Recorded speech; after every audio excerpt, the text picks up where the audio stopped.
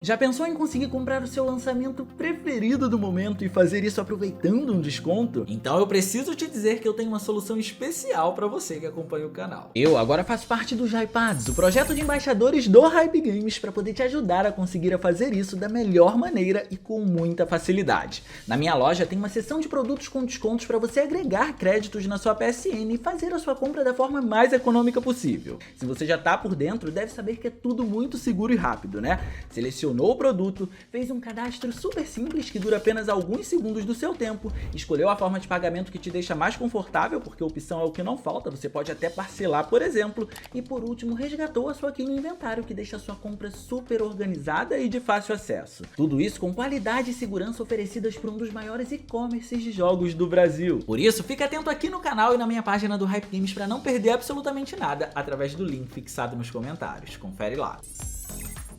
Galera, é o seguinte, atualmente na nova geração de consoles existem alguns títulos que, diante do que a geração do PS4 fez, levantam questionamentos se de fato as plataformas mais antigas conseguiriam ou não rodar determinado game. E isso acontece, obviamente, em detrimento da qualidade gráfica apresentada por alguns desses títulos que vêm sendo lançados no momento. Mas também não é algo de se espantar se considerarmos que em todo início de geração algo muito parecido com isso acontece, porque no fim da geração anterior da que está sendo lançada já existia um padrão gráfico bem alto apresentado por alguns títulos. No entanto, os aprimoramentos visuais dessa geração que está se instalando pra gente agora têm se tornado cada vez mais voltados para recursos e não para saltos geracionais em algo que já existia anteriormente. E isso pode dificultar mais as coisas. Quando falamos, por exemplo, do avanço do PS3 para o PS4, as principais diferenças estavam em quão melhores poderiam ser as texturas apresentadas ou quão melhores poderiam ser os refinamentos das sombras exibidas, e não que tipo de recurso visual novo foi inserido. Hoje em dia,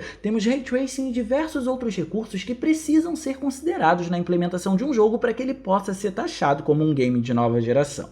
Assim, casos como Ratchet & Clank Rift Apart entram em pauta por, mesmo não tendo visuais extremamente realistas, o jogo ainda consegue provar que mesmo no pior dos casos não conseguiria ser executado no PlayStation 4. E a gente vai ver isso hoje idealizando cenários e tentando encaixar o game em um hardware do PlayStation 4. Mas claro, antes da gente ver como um dos primeiros títulos da nova geração mostra o porquê foi lançado exclusivamente para ela, não esquece de clicar no gostei porque isso ajuda pra caramba e de quebra você faz a boa ação do dia e se inscreve no canal ativando o sininho das notificações para não perder os vídeos de terças e quintas às 19 horas. Tudo isso feito? Então vamos entender como o PS4 não daria conta de executar Ratchet & Clank. De início vamos tentar idealizar um cenário em que possamos retirar alguns recursos que, mesmo sendo de nova geração, não impediriam a exibição do título e na verdade até costumam ser mencionados pelo público para que com a remoção deles, o console menos poderoso da Sony conseguisse executá-lo. E são eles, as animações com o uso do SSD para fazer as transições de maneira mais suave e veloz,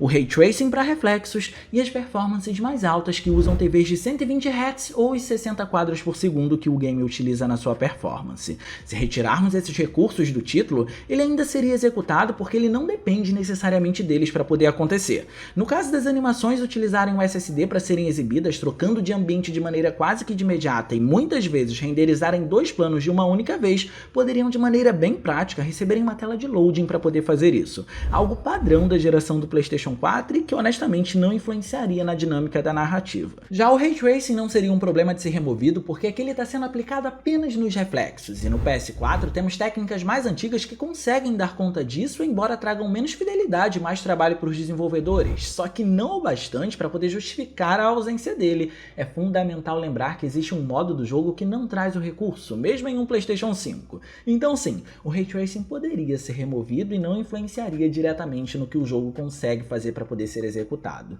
Já quanto à performance serem 30 quadros por segundo, vale dizer que também na nova geração existe um modo em que o game se executa assim, então não seria um problema também. Esses são elementos que podemos dizer que não fazem parte da raiz do título para ele poder ser executado, então não seria uma entrada obrigatória para ele caso ele fosse concebido para um PS4. Ele com toda certeza não precisava ter esses elementos que a gente mencionou. No entanto, diferente de títulos como Spider-Man Miles Morales e Horizon Forbidden West, que todo o jogo foi construído sem qualquer raiz na nova geração, Ratchet Ratchet Clank Rift Apart faz isso em aspectos bem consolidados, mesmo que a gente tente isentar ele de todos esses recursos mencionados que são voltados para a nova geração.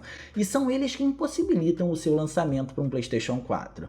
Mas você deve estar se perguntando o que acontece com o título então. Afinal, ele é um jogo que não almeja um foco visual realista e tem uma proposta de gameplay que, mesmo com objetivos optativos, ainda foca na linearidade. Como algo teoricamente tão básico demanda um hardware de nova geração. Digamos que o simples, quando bem feito, ainda demanda muito de qualquer plataforma, e mesmo sendo simples, isso não quer dizer que ele não possa inovar nessa simplicidade para poder se destacar de outros jogos. Para começar a falar disso, vale lembrar que tirar o SSD com foco nas transições das cutscenes não seria algo problemático de fato. O problema começa quando a gente repara que o uso do SSD vai para muito além disso e acaba se focando em uma das raízes do jogo.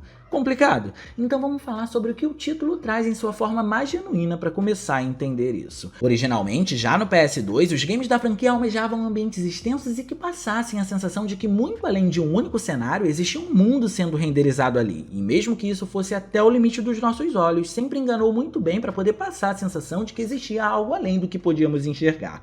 Só que quando chegamos no título do PS5, esse conceito foi elevado ao máximo. A sensação de escala apresentada pelo jogo está simplesmente em outro patamar. Cada mundo explorado aqui é, além de amplo, extremamente rico, não isentando nenhum ambiente dessa característica e, claro, considerando que são vários os que vamos visitar, aumentando ainda mais o peso dessa parte técnica. E ter mundos que foram construídos artística e tecnicamente com essa sensação de escala em um jogo com responsabilidade linear mostra que a série não fugiu do seu conceito e está buscando aumentar ainda mais isso. No entanto, o game justifica o uso do PS5 para trazer esses elementos em alguns pontos. O primeiro ponto é associado a essa extensão e sensação de escala, é claro. Se antes, no PS2, a ideia de renderizar essa escala ia até onde os nossos olhos podiam alcançar, agora isso é visto de qualquer ângulo possível. Em cada local que você focar a câmera do personagem, é possível ver um mundo extremamente natural e, mais importante, um mundo que está acontecendo de fato, quase que vivo, dentro da limitação da tecnologia, óbvio. Mas isso tudo acontece para ajudar nessa naturalidade, o que já nos leva para o segundo ponto. Esse é o ponto mais impressionante, inclusive, porque é associado ao fato de que nessa sensação de escala encontramos um número exorbitante de elementos com eventos que acontecem em tempo real e em paralelo com o foco principal do plano primário do ambiente. Ou seja, temos o plano principal do cenário, em que os eventos afetam o protagonista, e temos os diversos outros planos que, mesmo que não interajam com o que o personagem faz, ainda assim está acontecendo de maneira tão natural que parece que vai interagir. Algo que inclusive independe de estarmos em uma cutscene ou na gameplay. O resultado é o mesmo, fantástico. E isso considerando o alto padrão de recursos gráficos aplicados aqui, onde ainda não precisamos necessariamente usar a nova geração para mencioná-los, como detalhes em texturas, anti-serrilhamento e efeitos volumétricos. Ou inclusive algo que acontece junto disso tudo, que são as partículas, que se apresentam exageradamente no jogo para ajudar no clima e na complexidade técnica. Então, vamos encontrá-las para poder representar destroços, faíscas e até a chuva. E elas estão sempre presentes. Só que, se é para ir a fundo em detalhes, eis aqui um dos elementos que fazem parte da raiz do jogo que não poderia ser executado pelo PlayStation 4 e que por isso não pôde ser retirado por nós na nossa idealização, sendo nesse caso o modelo dos personagens. Além de um dos pontos chaves que ainda vamos mencionar, o que torna tudo pesado e dificultoso para o PS4 até agora, de acordo com o que conversamos, é a quantidade de elementos que acontecem ao mesmo tempo nesse padrão altíssimo de qualidade.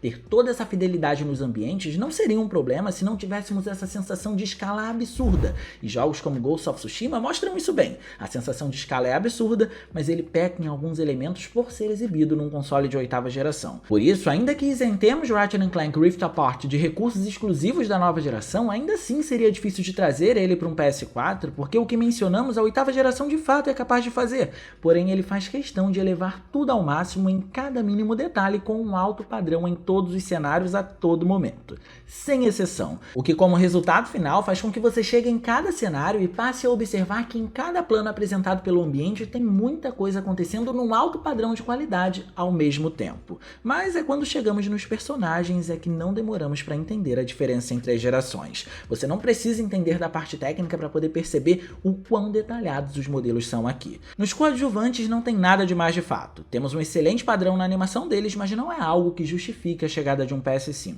O surpreendente mesmo nesse caso se encontra na atuação deles, em como eles conseguem compor diversas cenas e ambientes passando esse padrão e ajudando no fator de naturalidade do segundo ponto que nós discorremos, que, como eu mencionei, é o mais impressionante. Se toda a cena inicial, por exemplo, é rica em detalhes, esses coadjuvantes estão ajudando por conta disso na complexidade dela, porque considerando toda a amplitude do cenário, eles estão aparecendo em larga escala, em alto número e ainda consideram um excelente sistema de animação que foi implementado em cada um deles. Mas além deles, ainda existem os protagonistas, que marcam a chegada e a utilização do poder do console. Para trazer a melhor representação deles, usaram dois recursos principais para ajudar no sistema de pelagem. O primeiro foram os fios sendo renderizados individualmente em diversas partes, apoiando a complexidade do modelo. Se você aproximar bastante a câmera, você vai conseguir perceber esse elemento. E o segundo foi a técnica de textura de casca, que é responsável por trazer toda essa pelagem de forma que possa ajudar no volume, translucidez e aspectos volumétricos em contato com o balanço de luz e transparência dos cenários. E isso é atrelado a um age na manga, que foi um outro recurso que só está presente inclusive na versão de PS5 de Miles Morales, quando a gente coloca em parede comparativa as versões de antiga geração e de nova geração, sendo um excelente exemplo de que só a nova geração tem poder de sobra para poder executar esse tipo de recurso, que é a influência da luz sobre esses pelos do personagem, ou no caso de Miles Morales, no seu cabelo. Como se trata de um visual muito mais voltado para a animação, não dá para dizer que ajuda no realismo, mas com toda certeza ajuda na complexidade e acaba corroborando nos resultados para trazer uma melhor profundidade a esses personagens, fazendo com que os protagonistas consigam coexistir melhor naquele ambiente em função de reagirem a cada luz de maneira individual. Podemos dizer que o resultado final faz com que o jogo se aproxime muito de uma CGI, só que a cereja do bolo com toda certeza nos faz voltar ao SSD da plataforma de nova geração, como prometido. As cutscenes até poderiam ter sido um elemento fácil de se driblar com relação ao uso do SSD, mas isso não pode se aplicar ao fato do game utilizar essas transições de forma extremamente incisiva na sua gameplay. Esse uso do SSD está na raiz do título e ele não se executaria sem ele. Até existem trechos que de fato vamos encontrar uma transição que acontece em um mesmo cenário, porque há portais que estão no mesmo ambiente apenas para poder te ajudar em um trecho de plataforma ou para poder te dar uma vantagem nos combates. Então você vai ser transportado para lá imediatamente depois de acessá-lo, o que não é algo difícil, julgando que aquele cenário já foi completamente renderizado. Um PlayStation 4 daria conta de fazer isso, só que existem outros que te levam para um ambiente completamente novo em que muitas vezes você pode ficar alternando. E o mais impressionante de tudo é que há momentos em que essa troca é instantânea e vemos todo o ambiente se transformar imediatamente, algo que acontece graças ao SSD e é fundamental para o progresso continuar. Podemos dizer que todas as informações daquele cenário que está sendo inserido são carregadas de imediato através do SSD da plataforma, o que acontece sem qualquer tipo de pop-in ou delay na hora de carregar texturas e detalhes. E se torna ainda mais impressionante observar isso quando recordamos daqueles pontos que foram mencionados, como a densidade do ambiente, a sensação de escala, todos os elementos gráficos com um padrão altíssimo e o modelo dos personagens. Cada transição considera todos esses elementos mencionados, então não precisamos necessariamente ter recursos de nova geração para mostrar que o PS4 não daria conta desse jogo. É só observar o que ele faz em seu máximo já com recursos tradicionais. E isso porque a gente está pegando leve e isentando toda essa análise do Ray Tracing que o jogo traz focado nos reflexos até no olho do protagonista, para vocês verem o nível de detalhes que o título tem. Mas como a ideia é a gente tornar as coisas mais justas para o PS4, essa isenção é válida, mas vale a menção para que vocês tenham conhecimento do que acontece. E alguns desses pontos não foram levantados apenas por mim. Muitos eu aprendi com desenvolvedores e técnicos que tá aparecendo para vocês aí nesse momento. E por isso, juntando ao meu ponto com muito do que aprendi vindo deles, não dá para subestimar Ratchet & Clank Rift Apart do PlayStation 5. Ele, sem sombras de dúvidas, mesmo com o nosso esforço em isentá-lo de muitos recursos de nova geração, ainda assim não rodaria no PlayStation 4. Mas agora, no campo dos comentários, eu quero saber o que você pensa sobre todo esse cenário, porque ainda em 2022 a gente vai receber um título que inicialmente até foi anunciado também para PS4 e Xbox One, além dos novos consoles, mas essas versões foram canceladas se focando apenas na nova geração, e diante do que foi revelado dele até agora, muitos estão especulando que ele rodaria tranquilamente num hardware menos potente. E eu quero saber a sua opinião justamente por conta disso. E no mais, eu vou ficando por aqui. Eu espero muito que vocês tenham gostado desse vídeo. Se vocês gostaram, não se esqueçam de clicar no gostei, porque isso ajuda pra caramba e de quebra você faz a voação do dia. E se inscreve no canal ativando o sininho das notificações para não perder os vídeos de terças e quintas às 19 horas. Minhas redes sociais vão estar aparecendo por aqui se vocês quiserem trocar uma ideia. Sou todo ouvidos. Era isso, um grande abraço e a gente vai se ver na próxima.